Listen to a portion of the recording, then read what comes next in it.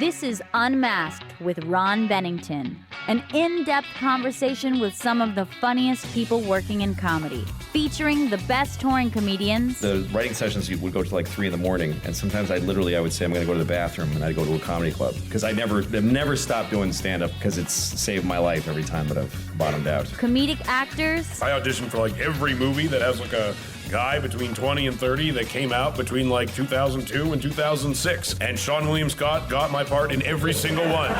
And comedy legends. Even Adele, God bless her, and I love it. And she got mad at me because I said her big hit was Rolling in the Deep Fried Chicken. And, recorded in front of a live studio audience, it's Unmasked. Here's your host, Ron Bennington.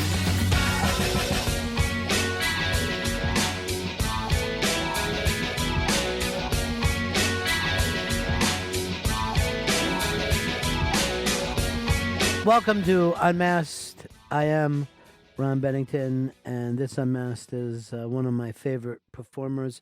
Actually, one of my favorite people, Eddie Pepitone. Eddie is a great stand-up comic, but also just a great human being. There's just something about him, and I think it carries through his comedy that Eddie is out there fighting the good fight all the time. Go check out the documentary, The Bitter Buddha, to kind of see a little more in-depth into him. But you know him from a million different TV shows and movies, and he's appeared on all the podcasts. What I like about Eddie is, well, he's incredibly funny and very, very unique. But as I said earlier, there's a certain moral compass that he has, that the way that he thinks the world should be and society should be, that is a real healthy place to start this kind of rage that he gets into. When I see him on stage, he just always looks like he has such power and control, but he brought up that in the early days of doing stand-up, he was petrified to the point of getting sick before he went out on stage. So it always amazes me to see people who walk through that kind of fear and end up doing the kind of work that that all of us can be proud of. And I really do. I really do just think the world of his work. I'm Ron Bennington, and this is Unmasked with Eddie Pepitone.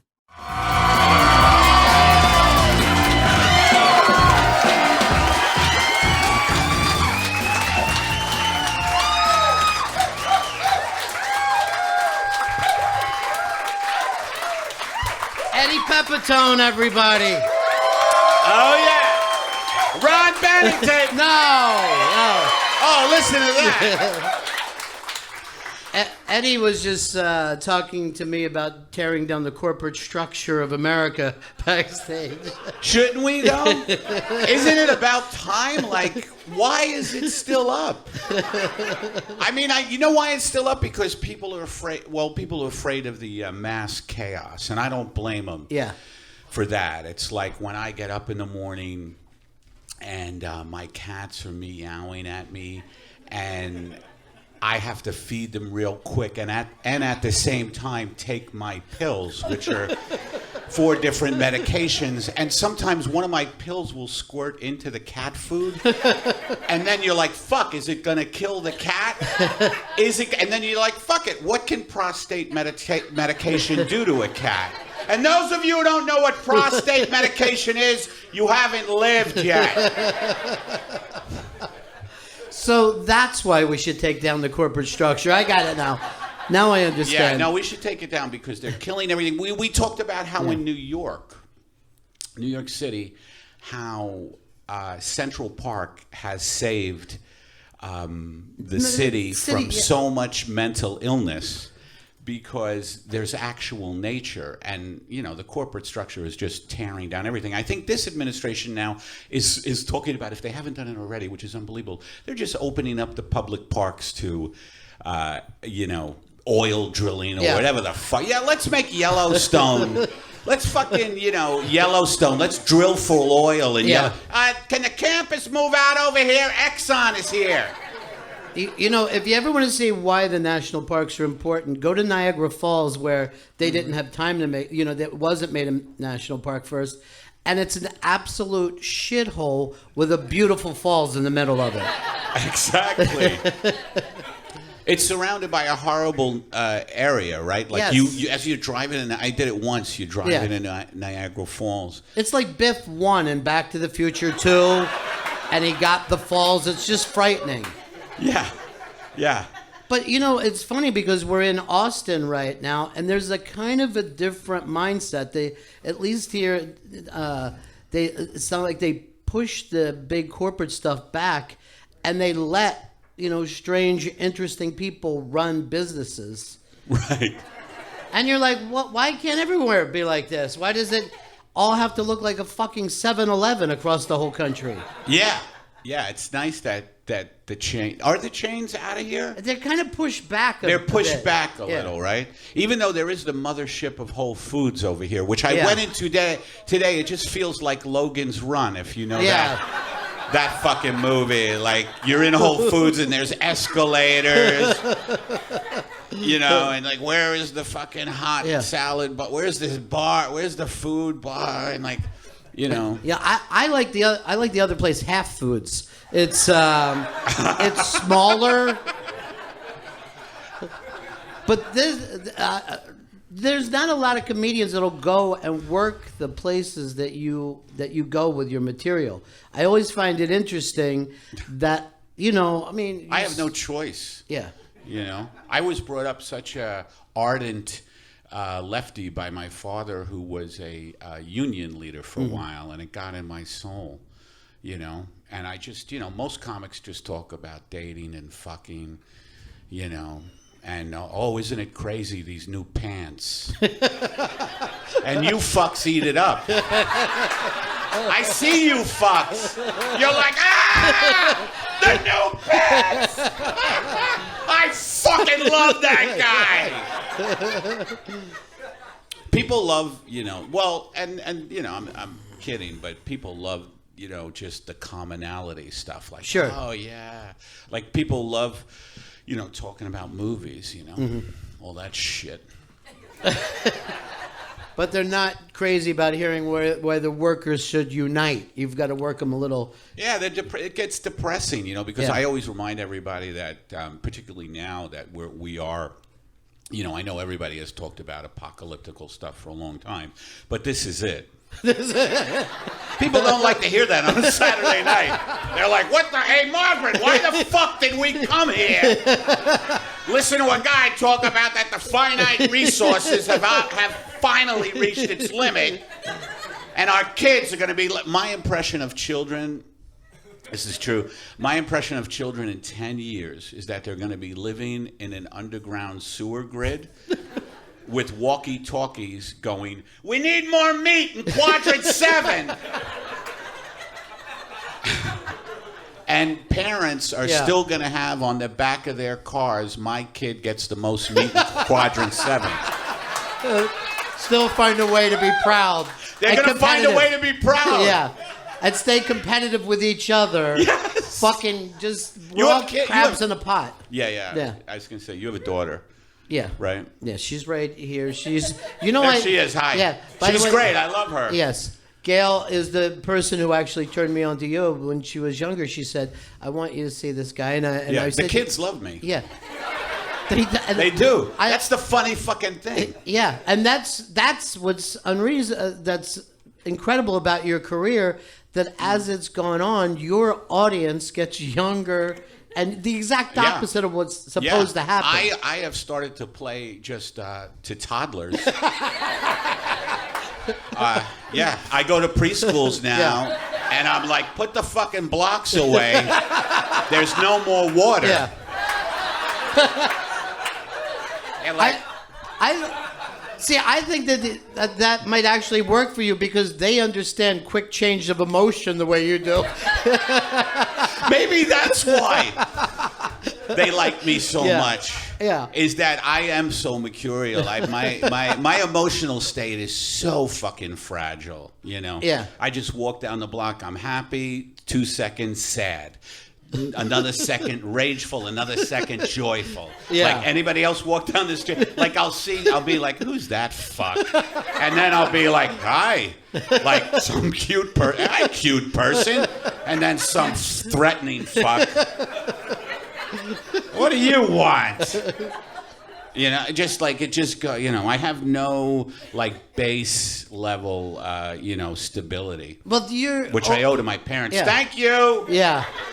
Well, They were insane. You are old school New York that way. Like New York used to be a place like you're walking along, and then there's a guy with his boxer shorts just jabbing a knife around because he just can't take it anymore. I've seen it on this fucking street a lot.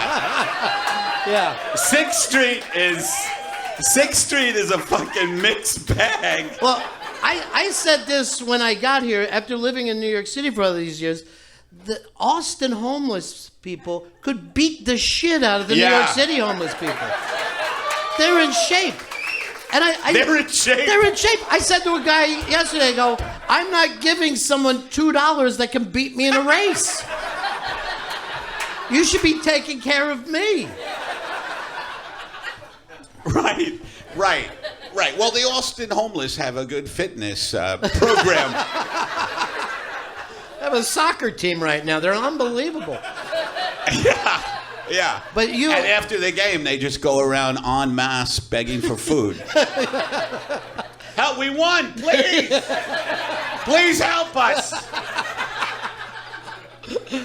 Now, the other thing, of course, about you is that's amazing as you go from these periods of rage to really light periods of like spirituality that, again, most comics don't even touch on those type of things. Yeah. Well, for me, it's just a matter of survival. Because I get so enraged, I've had to kind of turn to like Eastern Buddhist stuff, which is still very hard for me to access. You know what I mean? Like when I meditate, if I meditate in a group, I get very competitive.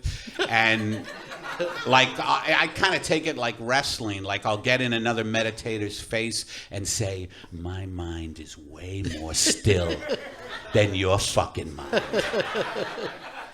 My mind is like a sheet of ice. Yours is like it's got the ripples, like a kid throwing a fucking stone across it. Asshole. Your mind is just a skipping rock while you're meditating. Yeah. That's great. But I think I like podcasts because I think it's given comedians a chance to really kind of talk about their whole kind of range of feelings and emotions instead of constantly. One of the bitches about being a stand-up is that it seems, and for me particularly, but it seems like you have to be funny every fucking second. Like you get on stage and people are like, all right, be funny. We drove all the way from fucking Abilene. Or wherever the fuck you people come from. No, they're all from Abilene. Everybody here is from Abilene. We bust them in. Came from Corpus Christi. Had a fucking horrible hurricane many years ago. This is the guy who knows just little facts. Just little things about... You've seen a map once when you were in 8th grade. Came from Houston. It's so humid. Fucking humid. So you actually you tried to work on your spiritual side because your physical side. Is, just a matter of survival. I just feel terribly anxious about just everything. You know what I mean? Like I just wake up. I'm not one of these guys who wakes up and goes, "Oh, what a fucking beautiful day! I'm so glad to be alive." I'm one of those guys who wakes up like, no, no, no, why? I can't tell you how much I would have paid to be sitting next to you when the election started rolling in that night. Everything that you thought was going to happen came true for you. Yeah, I'm a little pissed off, actually. No. Everybody, now all the comedians are getting, political. But, I mean, I saw this shit coming many, many years ago. I guess the silver lining is that Trump, the Trump presidency has awoken people, up a little bit. Like, oh, okay, maybe we should do something about the complete takeover of everything we love. Yeah. Maybe.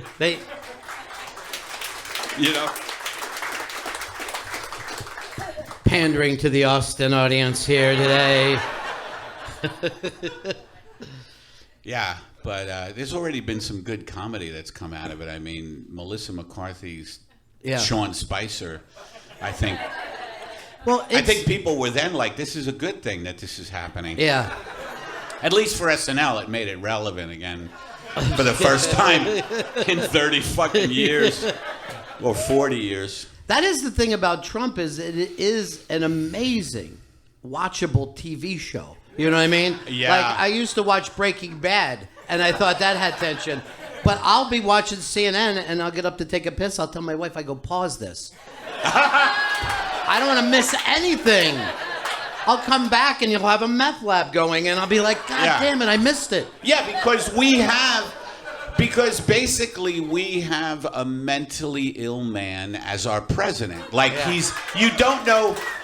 No, but I'm being serious. And what I mean by mentally ill man is that he is, he's a narcissist to the fucking, 10th power. So it's like you're just watching the culmination of all the fucking selfies in the world. Like what our culture has become. You're watching the culmination instilled in him. All the people who have watched TV, taken selfies, haven't been reading for the last 30 years, just watching TV news, watching and just people who aren't connected to anything larger than themselves. It's just all about me. That's such a mental illness. It's all about me. It's all about what I do. And now he's president, so he's good.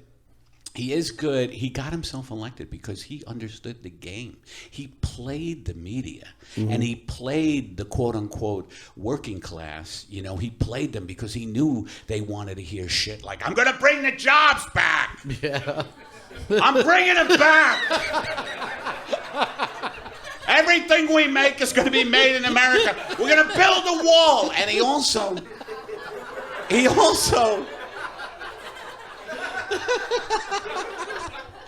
tapped into everybody's fear, like he was like, these fucking people are bad. He doesn't even specify. He just says they're bad. They're bad. They're bad. He actually says shit like that, like, oh, it's awful. And everybody, and all the average Joes are like, it is awful. It is awful. He's right. He's right. Yeah. But I think, in all fairness, he should come out in like some kind of clown makeup with a little ruffled collar. Like, it should be made into kind of a French absurdist thing, and there's like a trapeze behind them, with fucking one of the Supreme Court justice, something. Because we have a reality TV star as our president. Did you ever see Mike Judge's movie Idiocracy? Yeah. We're living it. Yeah. Yeah, Right? Mike is an Austin guy, right? So Is he in Austin? Oh, I forgot about that. Here's what you forget. Everybody in Austin likes anything that comes from Austin. They're very supportive of Austin here. But he is great, though. Yeah, he's amazing. All the Austin artists are great. I like to shit on them, but they're all fucking fantastic. I mean, are they all fantastic? Yes, and look, but yeah. But this is also, and then you're a New Yorker, and like for years we could never get a New Yorker elected because the people around the country hate New York City. They do. And they hate, and they think we're assholes, and we are.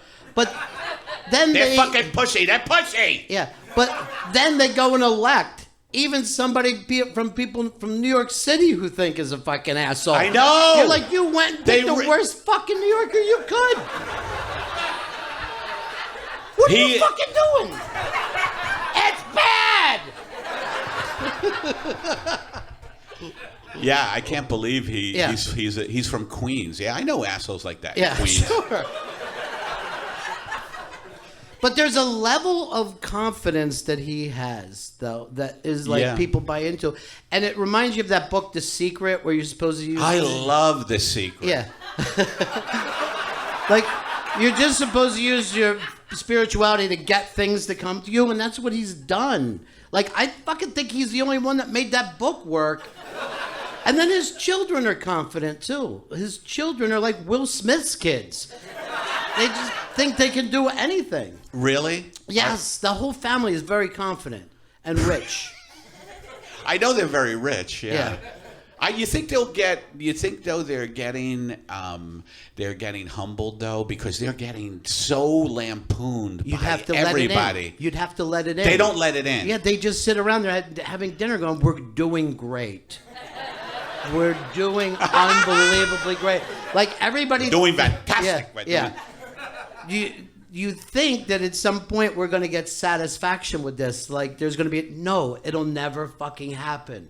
This just goes on. And I think in another 8 years, we're going to elect Baron Trump. Because what America what America really wants is to live under kings. I think that's the truth. I think they just want to believe in magic kings. Yeah, I guess partly, but I don't think that. I think he's 4 and out at best if he makes it through. To 4, he's such a douchebag. He should. You believe in the good of people. You really do. And that's because you're a union guy and you think that people are going to come together. They're not, Eddie. Well, it's been, I mean, the march is, the march is, fucking the women's march was huge, right? Yeah, it was gigantic. And that. When's the next big one? Is it May 1st? It's today. It's what we're doing is it's Earth Day. And the scientists are out there saying, seriously, look at the map. This place is fucking burning up. And, we're like, we don't care. Not really. You think the scientists are out there today, right? So a lot of white jackets? Yes. That would be funny if they were all in white jackets with little pen holder and just walking up and down with grab. Where are they? They're all over? All over the place, yeah. I saw one of them, they just had 8,000 guinea pigs. They were just fucking marching down the street, pulling a wagon. Listen to us. But you, see, this is the thing. Out of all the things, at the very core of it, you're an optimist. You really are. I think so, or else I wouldn't be railing against stuff. Because if I didn't give a shit, then I would just be talking about how great cargo pants are. The pants. I don't know why I'm stuck on pants. But just the minutia that, most comedians talk about. Sure. You know what I mean? Like when I'm driving and those motherfuckers, and everybody's like, yes! When I'm driving! I drive, you drive! Fucking A! Yeah, I mean, I would hope that things are gonna get better, that they have to. I think people are being pushed too far. That's what I think. I mean, I think that by constantly, the corporate state constantly pushing and taking things away, the way the fucking Republicans particularly, but the sellout Democrats are complicit too, the way they take away people's health care, like they try to take away Obamacare and they push back a little. You know what I mean? They just can't be, and there are not enough jobs, like not enough people have good jobs. It's like I think it's more than half the country is living in poverty. More than half the fuck. We're a third world country with Twitter. Yeah, that's what it's come down to. You know what I mean? Well, the jobs. It's got to get better. It's got to. What are people going to do? Yeah. Well, the jobs did leave, and when I was a kid, everybody on my street, I knew what their father made, the physical thing that they made. And I come from an industrial town, so there was a lot of union. Yeah, there was a lot of union jobs there. And then somehow they blamed those people on the reason why we had to have Chinese children make our fucking cargo pants. Right. Right. The union guys make too much money. Yeah. which, no, because they had they actually were able to live a decent life, and that's a no. Yeah. That's a no. What do you mean? Look at this guy. He's got a fucking car and a house. That's bullshit. And everybody loves to pick on the little guy. Right. It's easy, but they don't think enough to like pick on the owners of everything. We're just so fucking greedy, and the greed has gotten out of hand. The concentration of wealth in the country is just insane. The top, 10 families own like 80% of the national wealth, something like that. Again, just around facts. Yeah. But you know what's weird is like people want to protect those guys because they think somehow like maybe I'll get there. I know. While they're fucking, they're just selling their blood. Look, the only reason I'm selling my blood today is I got some things in the hopper. But I know. got an app. I got an app that shoots a dart up people's asses, and it's gonna fly off the fucking shelf. Well, just think of the first place that we saw Donald Trump was on Lifestyles of the Rich and Famous. Is that right? That's how, at least for me, that's how he broke in. And that show goes to show you, like, how weird. Anybody remember that show? Yeah. Like Robin Leach. Robin Leach, the lifestyles of the rich and famous. Isn't that bizarre, though? Like, that's the first time, I think, in this country we started to go, oh, God, we really love the rich. You know what I mean? We love them. Instead of, like back in the 70s, if there was a rich kid, everybody in the class jumped on him and started hitting him. You know what I mean? Like, we're like, rich boy, that's the worst thing you could have been. But by the 80s, everybody. Those were the days. Yeah, those were the days. When we'd attack a boy for new sneakers. What's the guy? You're like in a gang going, did you find out how much his father makes? Just a little kid. Yeah. How much did his father make? Is that before or after? Before or after taxes? So he's on the cusp. Just smack him around a little. He's on the cusp. It's hilarious. So this is the thing. I'm more cynical than you. You're enraged, and because you believe. Cynical? No. I believe that this thing is already. You know what I mean? The movie's already been written. You know what I mean? Yeah. And we're already heading in that direction. Oh, well, Yeah, we're in the. Yeah. But you believe that America's going to pull out of this. I don't know if I believe that. Yeah. I think that it's going to come to a head, man, and I just think I hope that people come out of it. I don't know. I don't have much faith, because one thing that's been disturbing the Trump election is like getting a more clear picture of the racism and the fucking misogyny and the xenophobia in this country, and just like how nasty and evil an element is. I mean, I've lived in New York my whole life, and then LA my whole life, so I've been like, that guy on the coast, but it seems that there is, a fucking cauldron of hate, and that's scary. Well, I always find it interesting. Thanks for coming. I always That's what I do to audiences, by the way. They just like, what the fuck? This isn't fun. Why isn't he talking about how funny cheese is? Some funny named cheeses are named funny. Fucking idiot.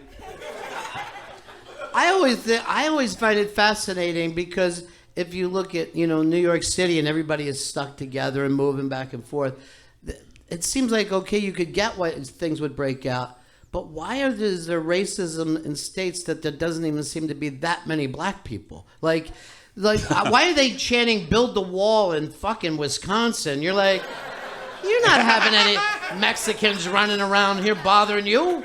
The fuck you care about the wall for? Yeah. They should be chanting shit like, better eggs! We need better fucking eggs, more durable shells! Oh. Well, I think a lot of that comes from the fact that there aren't, just back to that again, that there aren't really good industries anymore, where things have been taken slowly and slowly since Reagan. I think it started really happening. Just things taken from people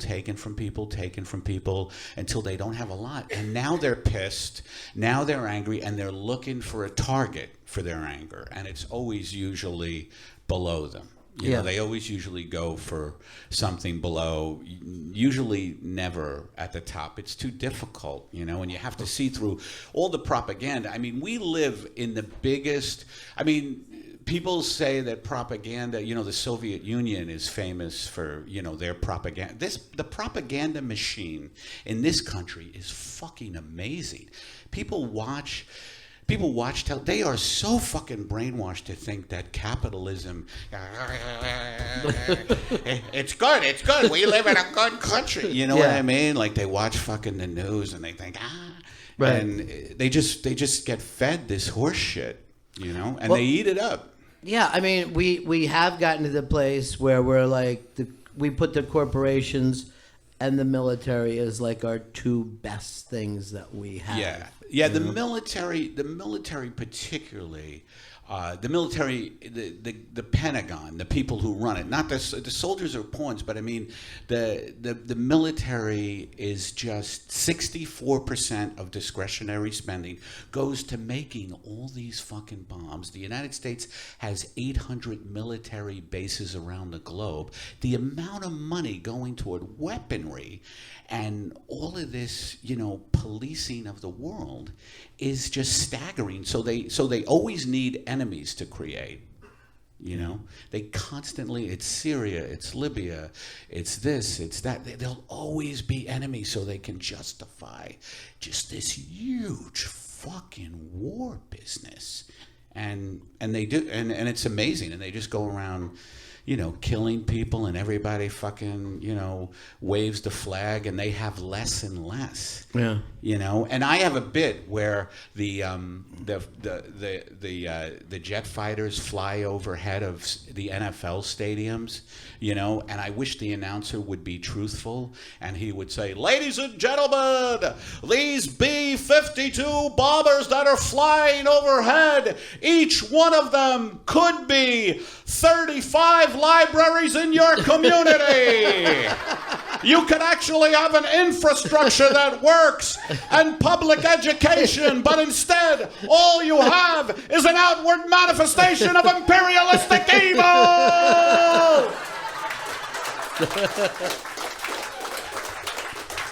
You know, everybody's in the stands waving their flags, and the jet fighter, and then the football.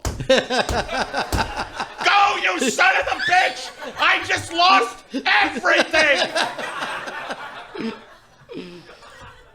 You know, that does have to be marketed all the time, like you said. We have to. Yeah, it came out that the military was paying NFL teams millions to like do all of that pomp and circumstance before the games. You know, I find it fucking disgusting. You know, I just want to see the games. I'm a big sports fan. You know, I don't need to see the fucking Air Force flying overhead, you know, scaring the shit out of me. And but you also get that gigantic 100-yard flag that you have there. God. The 100, fucking Betsy Ross must be coming in her grave. The Ross family descendants are like, holy shit! Somebody jerk me off! Betsy fucking... Who knew that flag would take off like that? But I think people are into symbols. I think people are into symbols when they don't have anything tangible. Right. You know what I mean? They're into, you know, can Trump, you know, make America great again? You know, people wanted to fucking believe that, you know? Yeah. He sucker punched a lot of people, and now they're going to be like, hey, and I think already they're like, hey, he's fucking full of shit. No. He's not giving it. He's not going to give it. They're still loving him. They're still are they? Yes. They're still fucking loving him.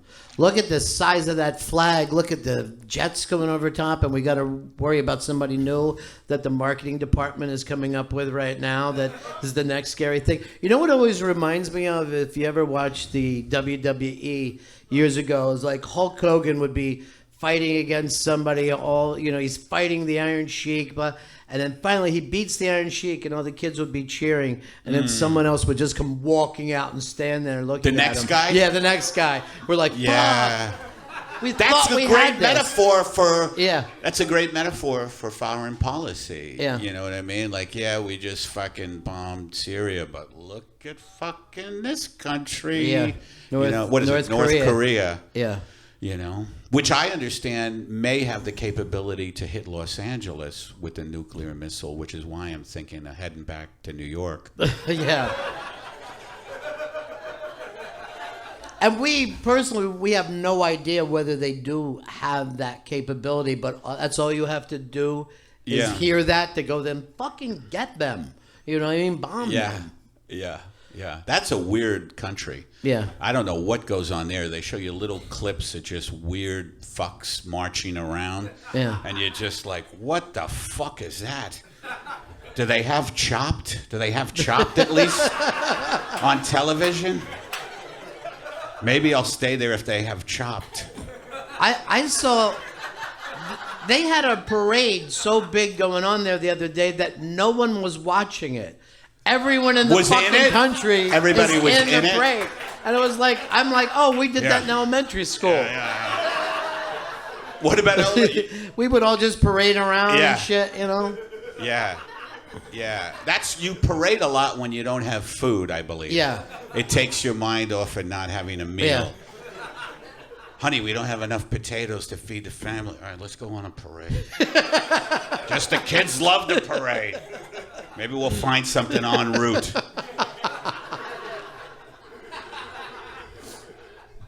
I do like the fact that maybe if we get to the point where we're in 30 or 40 wars at the same time, maybe we can finally go, okay, we can relax now. We don't have to keep pumping ourselves up anymore. We're fighting everybody.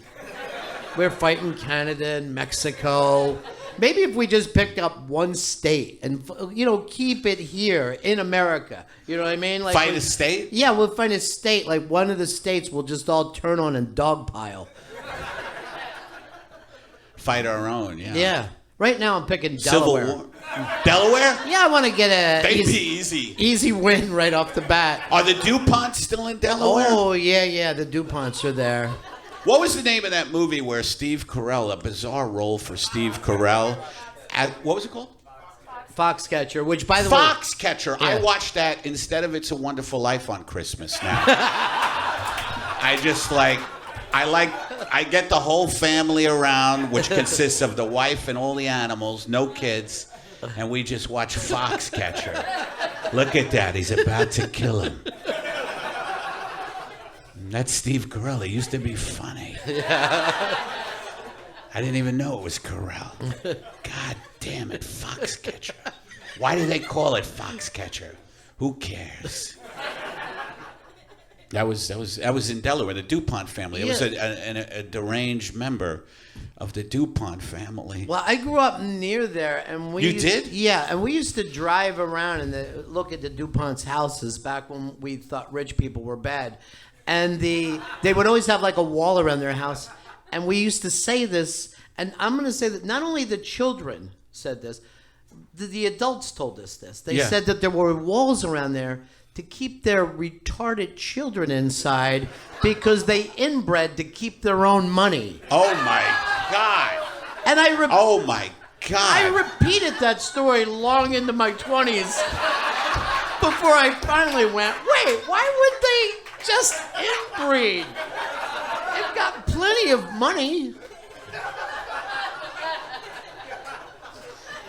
And now you can just send in a drone you get in a department store and see what the fuck is going on back there. No, they're just fucking and doing cocaine. They all look healthy and happy. Most of them. It's a lot of alcoholism, I think.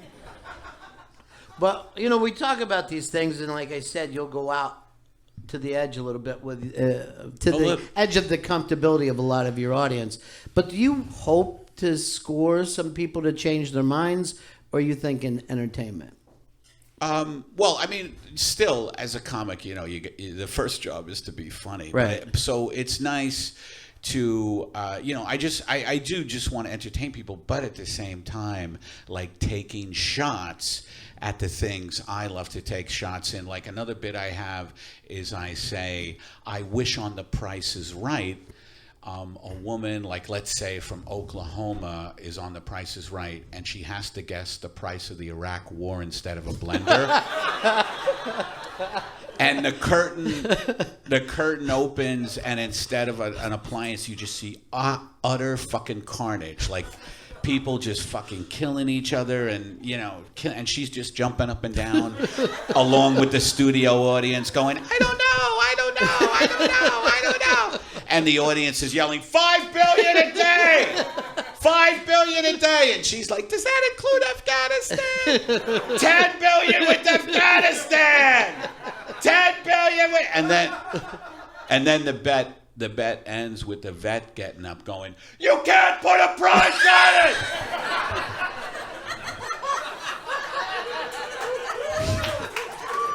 I lost everything in that fucking war! Poor people fight rich people's war!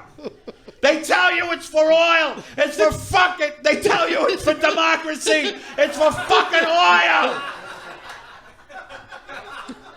Look at me! I'm one of America's children, and I am shattered! And then she always guesses low. $1! They get nervous and get low. So that's an example of like a bit, like a political bit, but it's gotta be made kind of funny. You can't just be like, fucking, even though I do that too when I just get angry. But when you started comedy, you were far from doing this kind of material, right? Yeah. When I started? Yeah. Yeah, I just wanted to, it's terrifying to be a stand-up, especially when you just start. Because, just getting in front of people, I like to call them the masses, it's just fucking horrifying, and being a comedian, you need to get, if you, it's the one art form where you have to get laughs. But as you grow old, as you get more experience, you realize, okay, I don't have to get a laugh every fucking second. I can let things breathe. But when I first started, it was like, okay, how do I get him to like me? How do I get him to like? I was doing characters. I would come on in wigs. Shit like that. Yeah. It just kind of evolved into where I was like. And you were terrified when you first started going up. I used to throw up before shows.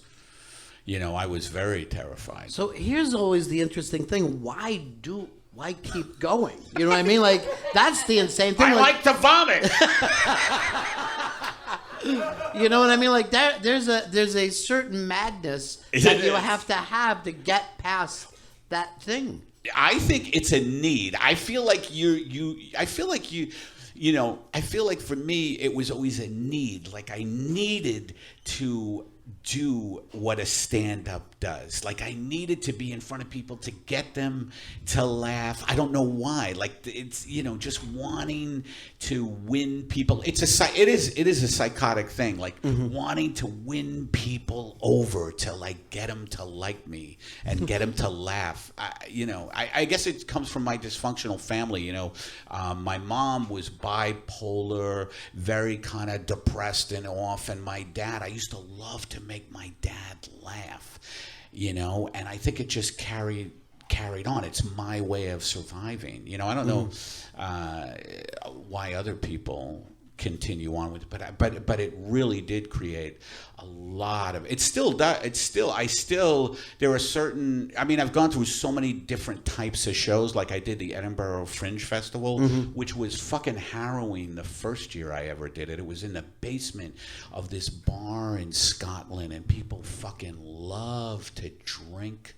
And I was in. I hadn't ever been to Scotland, and they just seem really rowdy. It was like all stone. It was like a stone bar, just made of concrete. And I remember sitting on there was no green room, and I would sit on a stairwell, and I just hear people passing me going, "Who's this fucking cunt coming up next?" And I would just be in the stairwell going,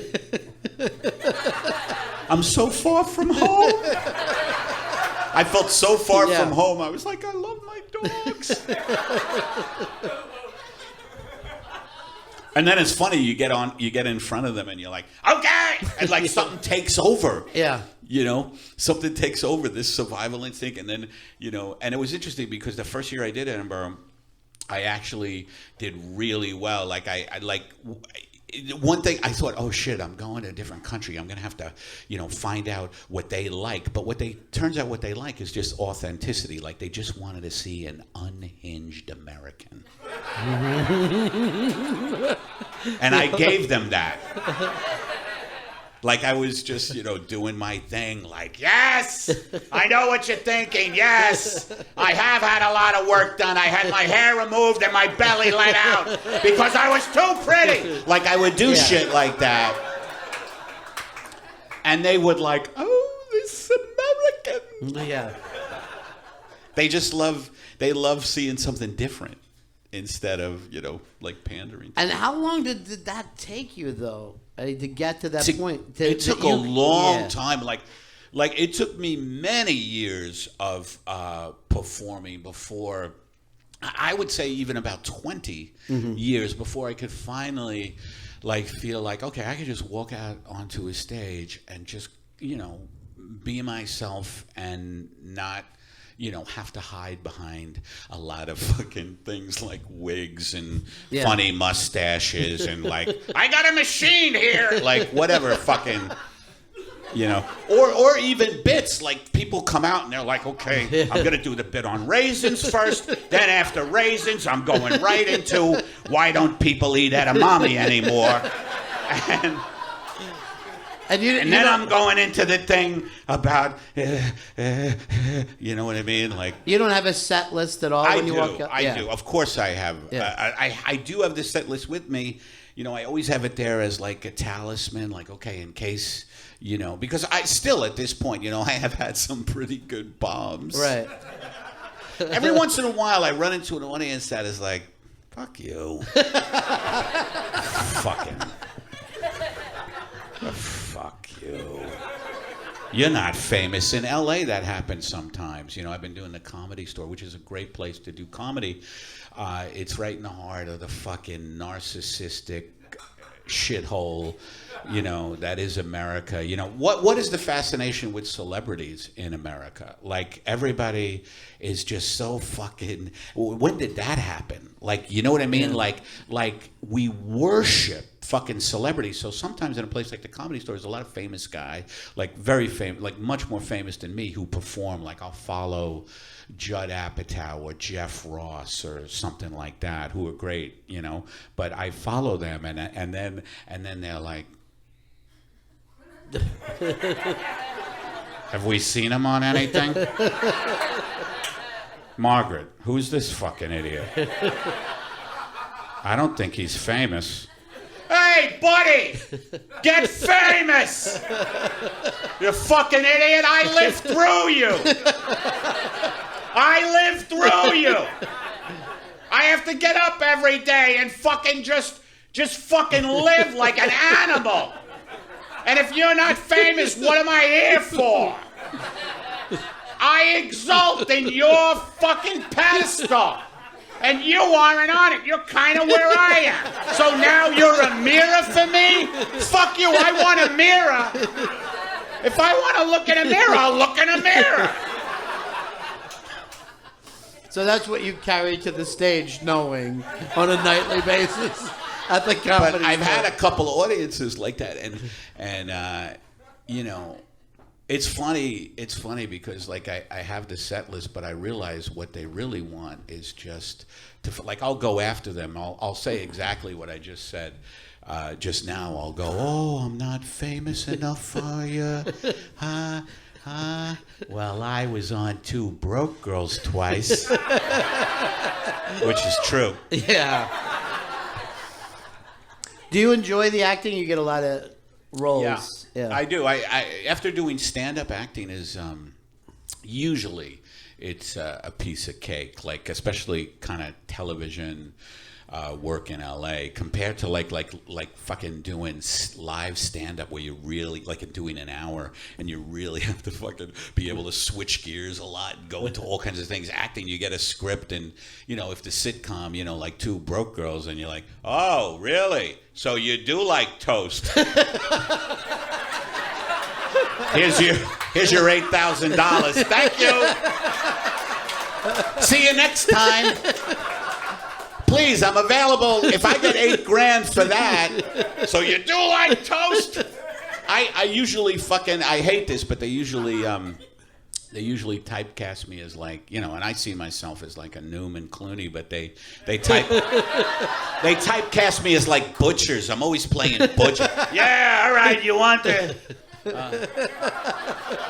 oh, I know, Mrs. Fredericks. I don't know why we don't have good ham. Where do I sign the contract? I just played the butcher. I think I was getting $11,000 for that. So you're always happy to get them. You're happy to get these It's roles. such easy money, usually. Yeah. It's like so ridiculous. I mean, there are some parts I've had where it's like, indie movies, which don't pay you anything. And it's like really difficult acting stuff. But I do that because I like the project, But it does stretch me. And I took acting classes in Manhattan for years. In New York, so I have a theater background, So I like doing it. It's a challenge. It's a different muscle than stand up, So I love doing that stuff. Well, one of the breakthrough bits for you too was the commercial bit that you did about the shirt being clean.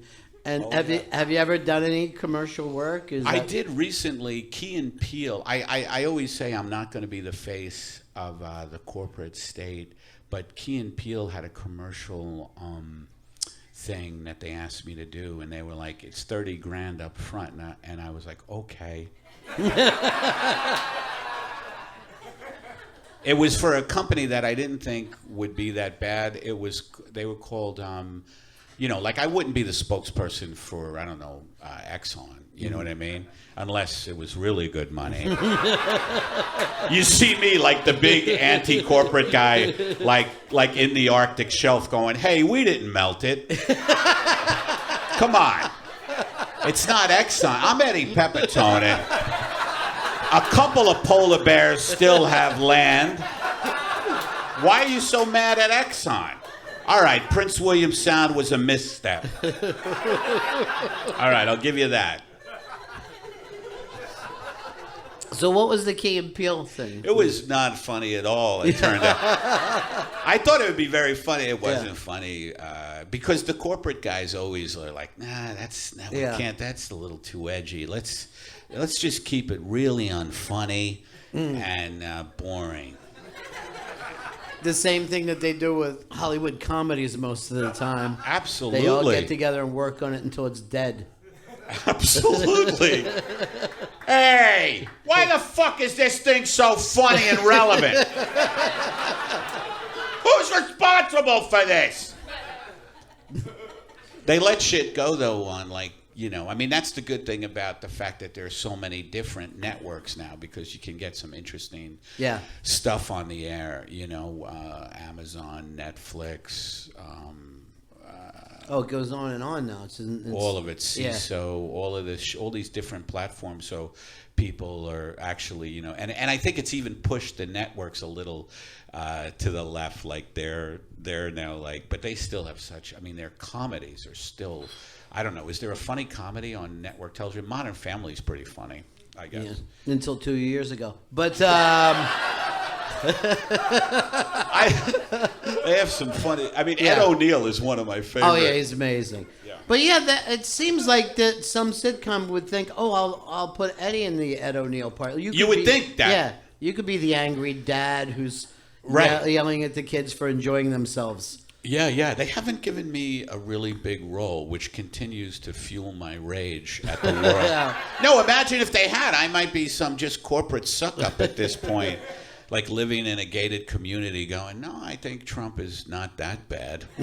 Let's give him a chance. Let's give him a chance. Come on. Yes, I know they're hunting in zoos, but so what? The Trump boys, when they go out, they come back with an antelope somehow, and you're like, where are you guys hunting? I think they Those brought a motherfuckers with that wild game hunt, they're Yeah. oh, what pieces of shit. Well, when you They're get on posing with like a fucking endangered animal. Yeah. It's like, oh, why don't we just shoot you? Yeah. You ever see that shit? It's like, let's just shoot. That's when I get really like. You ever get to the point of that rage? Like for me, it's animals. Like I fucking love animals. And when I see like these like that dentist, that fucking dentist Yeah. Shot a lion. from Minnesota. Where was he Yeah. from? He just Minnesota. He shot in a preserve. They went into a preserve where they're supposed to be protected. And I'm just like, at that point, it's just like, I just wish the good people of the world would just come together and just fucking wipe the assholes off the planet. But, you know, you can't do it that way. I think it's amazing that you would get on a plane and you're flying to Africa with your fucking gun when there's so many rats to shoot already. And they're not easy. I mean, those fuckers are fast. I'd be much more impressed if you said, look, I shot this rat, then look, I got a rhino head right here. Who couldn't hit a fucking rhino? Yeah. That's not impressive. Well, it should be the smaller the animal. I shot a fly. You fucking believe that? A tiny fly. yeah, but when you're posing with the fly, you look like an idiot. Like, do you got it, honey? Zoom in. Zoom in. It's an iPhone 7. It's got a great camera. Oh, come on, baby. What do you mean it's grainy? Fucking God damn it. What? A call is coming in? Just decline it. Will you fucking take the picture of the fly? Yes, it is dead. It's dead. Oh, fuck, it wasn't dead. All right. Everybody, one of the funniest people on the planet today. Thank you. And a favorite of every comedian that I know, Eddie Pepitone. Eddie, thank you so much, my friend.